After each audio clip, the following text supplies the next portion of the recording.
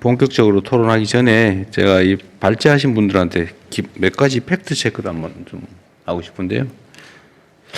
우리 진민 교수님 한번 제가 아까 그 그래프 때문에 그 그래프에 보면은 이게 인허가 착공이 유독 22년부터 확 줄어들었거든요. 22, 23, 24, 25.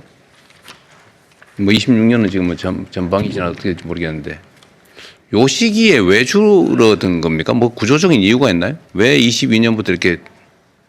네, 보통 착공이나 인허가는 연말에 많이 몰리는데요. 2022년 말부터 이제 금리 인상이 되면서 조금 위축이 많이 된 걸로 나타나고 있습니다. 금리 때문에? 네, 금리 효과가 좀 크다고 보고 있고요. 네.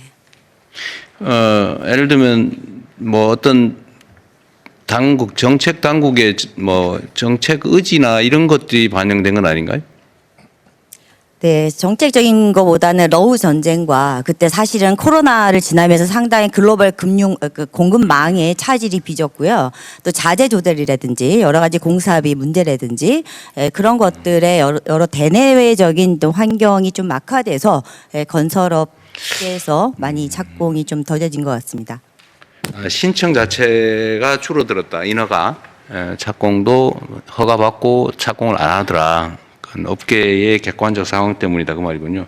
만약 그런 기준이라면 현재는 어떻습니까?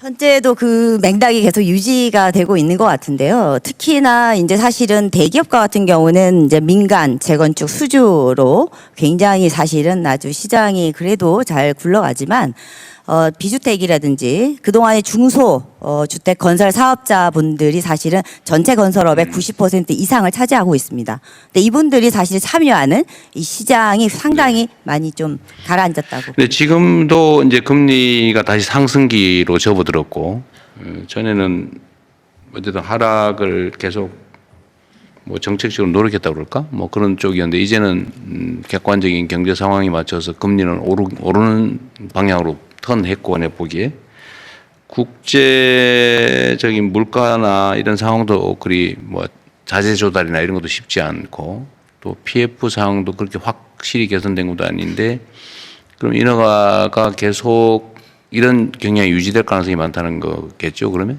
네, 상당히 우려되는 예측상으로는. 네, 알겠습니다.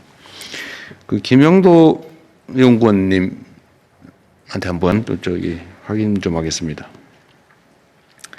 일단은 아까 거시 건전성 관리 부담금 이런 게 이제 새로 구상할 만하다. 다만 논쟁이 많을 거다 이런 말씀이신 것 같습니다. 근데 이게 이제 고가 주택 또는 호화 주택 뭐 이런 데 대출을 활용하게 하는 것은 정책적으로 바람직하지 않으니까 여기에다 일종의 부담금을 부과해서 뭐 서민주거 확보나 이런 데 쓰는 게 오히려 맞겠다 이 말씀이신 것 같아요, 그죠? 네, 맞습니다.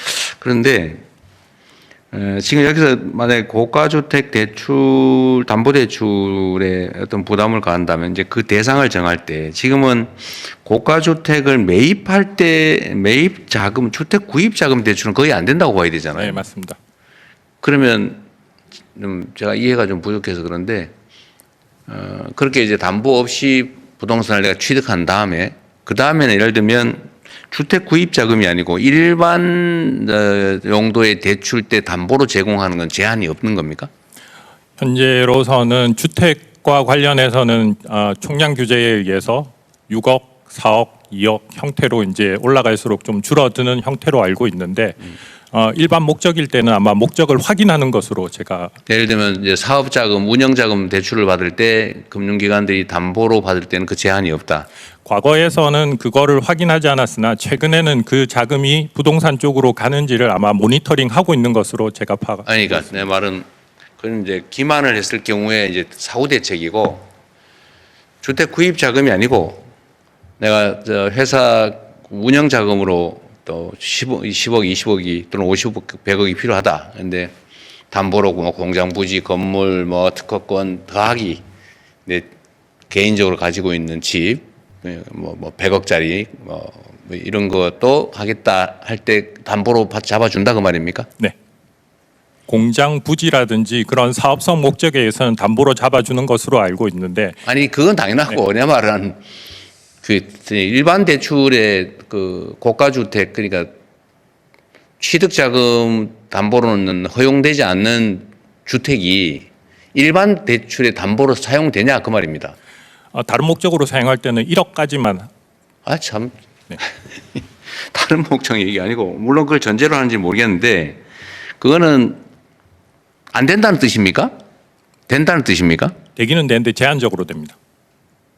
규모에 제한이 있습니다. 고급 주택을 담보로 제공하는데 일반 담보로 제공하는데 제한이 있다는 거예요? 네. 어떤 제한이 있습니까? 규모에 제한이 있습니다. 규모의 제한이 뭐죠? 1억까지만. 1억만 해준다고요? 그거 좀 이상한데? 담보로 1억밖에 안 쳐준다 그 말입니까? 일반 담보를 하는데? 빌릴 아닐 수 것 있는 같은데. 양이 제한이 되어 있습니다. 네? 빌릴 수 있는 양이 제한되어 있습니다.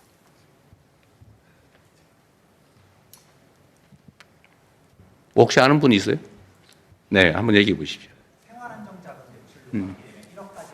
생활안정자금은 그런데 내가 말하는 것은 이제 생활안정자금 대출이 아니라 사업자 대출로 가는 경우에는 1억을 초과해서도 받을 수 있습니다. 그러니까 내가 보기에는 무슨 뭐 저 회사 운영자금 이런 거 대출을 받을 때는 제한 없이 담보로 제공할 수 있으니까 이런 얘기를 하는 것 같아요. 지금 그런 거죠? 네, 맞습니다. 아파트를 담보로 제공해도 사업자 대출은 규모에 제한 없이 대출받을 수 대출액에 있습니다. 제한 없이 담보를 풀로 담보 가치를 인정해 주는 거죠. 네, 맞습니다. 사실은 이게 예를 들면 그래서 제가 그 물어본 건데 만약에 그렇게 주택 취득 자금을 대출해 주진 않지만 다른 용도의 자금 대출의 담보로 인정을 해주면 편법으로 얼마든지 잠깐 이 돈으로 조달해서 취득한 다음에 다른 명목의 대출을 받을 때 담보로 내면 사실은 거의 우회할 수 있는 것 같은데 좀 그 문제에 대한 고민은 해보셨나요? 아니 뭐 그 연구원이시라니까 하는 얘기예요. 거기까지는 생각 못했습니다. 제가 나중에 정책 당국이 고민을 좀 해야 될 것 같습니다. 네, 그 사업자 대출 같은 경우는 그 목적을 정하게 돼 있거든요. 그래서 금융기관이 그 목적을 벗어나서 대출 뭐 쓴다 그러면은 그걸 추적해서 회수하거나 아니면 페널티를 주거나 뭐 그러긴 할 텐데 지금 현재의 객관적 상황을 보면 과연 그 대출 용도대로 하는지를 검색하거나 그런 건 잘 안 하는 것 같긴 하더라고요. 특별히 문제됐을 때가 아니면. 요번에 이제 더 해서 그 유용하는 거에 대해서 저희 점검청이 갖췄는데 더 그거는 철저히 한번 따져보도록 하겠습니다. 담보 일반 대출의 담보로 무제한으로 담보 가치를 인정해 주는 거는 재고해 봐야 될 것 같습니다. 그리고 또 한 가지는 관리 부담금을 부과한다고 했을 때 이게 이제 우리가 판단을 해보려면 규모 정도를 알아야 되겠는데 대체적으로 그러니까 뭐 학계든 어쨌든 이 문제를 제기하는 사람들이 지적하는 부담금 수준은 어느 정도입니까? 없습니다. 아직까지. 왜냐하면 이 아이디어가 사실은 최근에 제가 제기한 이슈이기 때문에 학계에서 논의되거나 그런 적은 없습니다. 본인이 만들었은 이 아이디어면 뭐 예를 들면 대출 원금의 몇 퍼센트 아니면 이자의 몇 퍼센트 가산 뭐 이런 구상을 해봤을 텐데 어떻습니까? 그 저희 금융 토론회에서 제가 그 예시를 든 게 10억 정도이면 한 1% 정도. 1% 정도. 네, 알겠습니다. 네. 근데 이게 꽤 저항이 많을 거다. 새로운 제도라서 그런 말씀이신 것 같네요. 네.